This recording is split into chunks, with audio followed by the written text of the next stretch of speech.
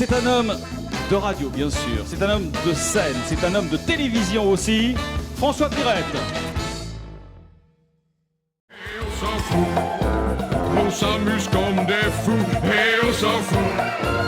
Et si t'as pas un sou, nous on s'en fout. Tu peux venir avec nous, et viens remplir ton verre et le reste on s'en fout.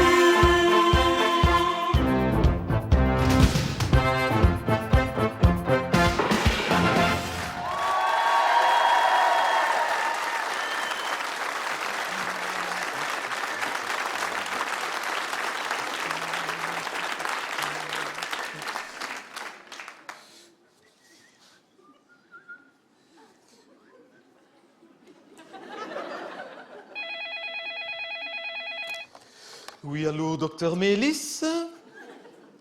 Comment? Non, mais aujourd'hui, monsieur? Ah non, ça ne sera pas possible. J'ai une très grosse tournée, voyez-vous. Ah non, là, je suis rentré pour remplir quelques documents pour quelqu'un qui doit être hospitalisé demain, mais... Non, je ne devais même pas passer au cabinet. Je suis débordé. Vous êtes fort malade. Permettez-moi d'en juger, c'est quand même moi le médecin. Qu'est-ce que vous avez attrapé?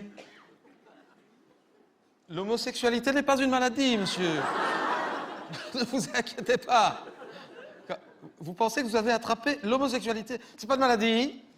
Non. Non, ne vous inquiétez pas, je suis médecin, je sais de quoi je parle. Où est-ce que vous avez vu que c'était une maladie, l'homosexualité? Alors, c'est pas une revue médicale. Vous me dites, si c'est dans une revue, c'est pas une revue médicale. La revue des petits riens.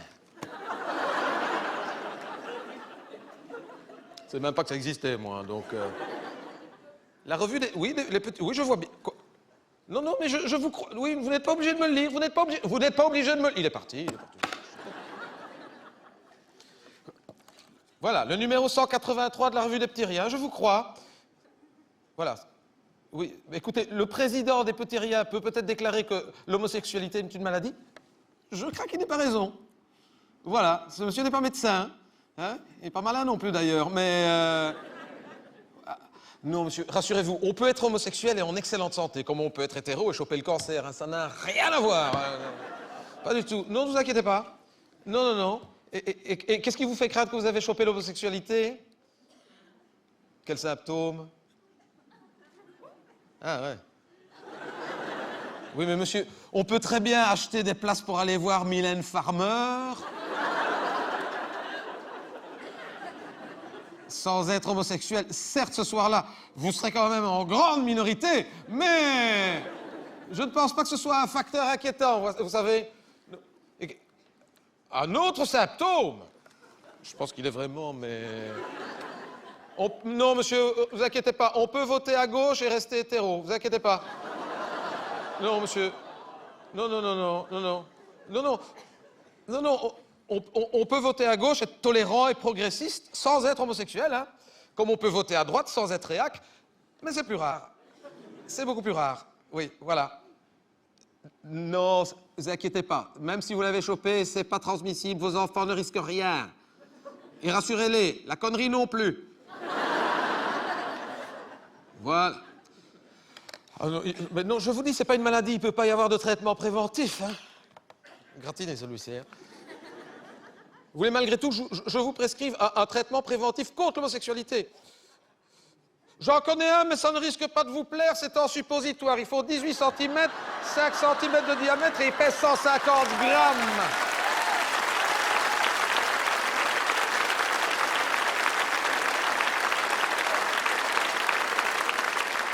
Oui, je sais, ce n'est pas très fin, mais vous m'avez un petit peu provoqué. Hein, excusez-moi, ça fait quand même 10 minutes hein, que je devrais être dans ma voiture, oui. Non, ce n'est pas héréditaire. Vos enfants ne risquent rien. Par contre, monsieur, ce qu'on vient de constater, mais visiblement, c'est un vent qui nous vient de Paris et plus généralement de la France en ce moment. Il y a une grande recrudescence, une grande épidémie de conneries pour le moment. Oui. Mais c'est la combinaison de deux éléments pathogènes qu'on n'arrive pas vraiment à cerner pour trouver le vaccin. Oui. Non, c'est l'obscurantisme et l'homophobie. Les deux ensemble, ça peut être dangereux. Mais rassurez vos enfants, apparemment, les générations à venir en sont naturellement immunisées.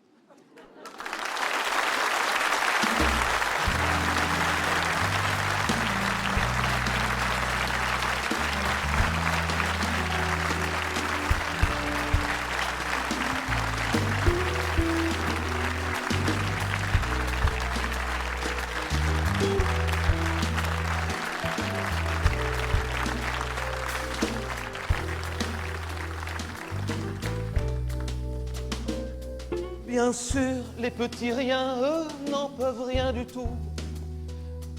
Si leur patron n'a rien compris du tout.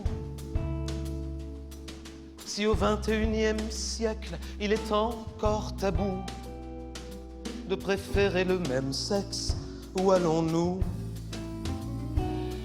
L'amour gay ou lesbien serait donc, d'après vous, une maladie, un divin courroux. Je ne sais pas d'où vient votre triste dégoût de ne pas en être atteint. Seriez-vous jaloux? Bien sûr, les petits riens, je n'y pensais plus du tout. Je les avais même oubliés, je l'avoue. Si c'est un coup de pub, c'est un très joli coup. Mais alors pour le prochain, on peut s'attendre à tout. Bien sûr, c'est 3 fois rien d'en parler avec vous. Mais si ça peut faire du bien, après tout, ça ne mange pas de pain, d'autant qu'autour de nous, du pain, il y en a qui n'en mangent plus du tout. Monsieur Coppens, la misère, contrairement à vous, elle ne fait aucun distinguo du tout. Qu'on s'aime entre garçons, entre filles, entre nous, elle frappe à toutes les portes et elle s'en fout.